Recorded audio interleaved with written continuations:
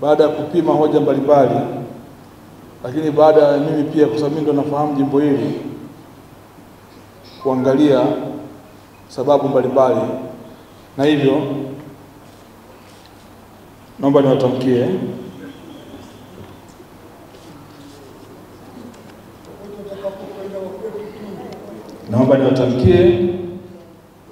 ya kwamba katika uchaguzi unaokuja nitagombea jimbo la Mtumba.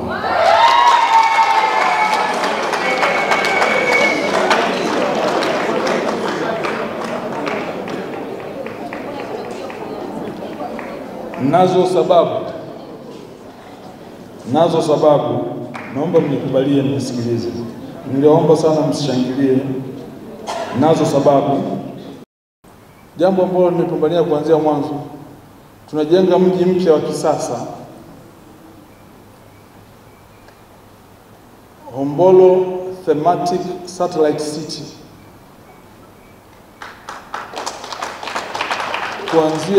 Kuanzia mji wa serikali kwenda mbele, na tayari watu wa UNDP wako hapa Dodoma, wako Tanzania, wanaingia Dodoma tarehe 20 kwa ajili ya jambo hili. Ni miradi ambayo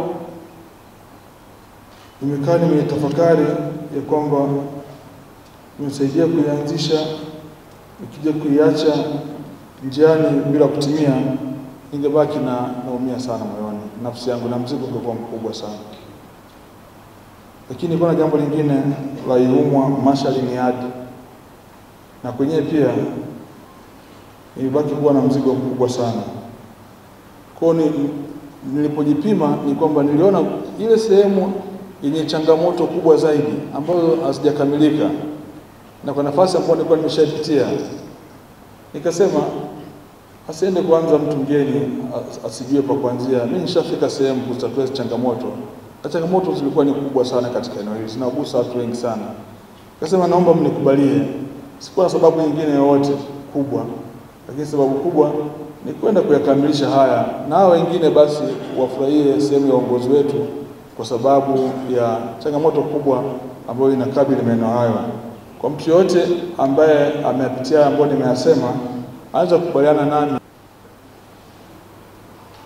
Mimi kwa sababu ndo nilikuwa mbunge wa hapa, katika mapendekezo haya nilikuwa na uwezo wa kusema hamna changamoto, jimbo libaki moja.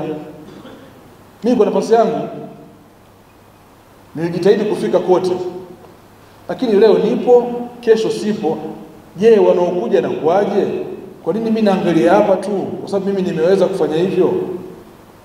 Lakini hawa wana Dodoma hawa, hiyo huduma wanaenda kuipatia wapi?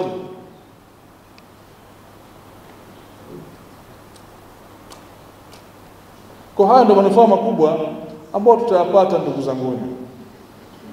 Yanakwenda kuongeza kitu kikubwa sana katika eneo letu.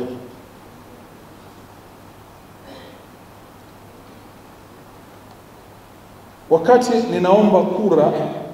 niliomba kura nikiwa mbunge wa jimbo la Dodoma mjini. Yako mambo ambayo nilianza nayo inawezekana kama hajakamilika katika baadhi ya maeneo. Nataka niwahakikishie mbele ya kikao hichi ya kwamba kwa popote nitakapokuwa, kama kuna eneo lingine, kuna jambo nikosa likamilisha, nitajitahidi kuendelea kulifanya hilo, nikiamini hata mwenzangu atakayekuja atanielewa katika sura hiyo.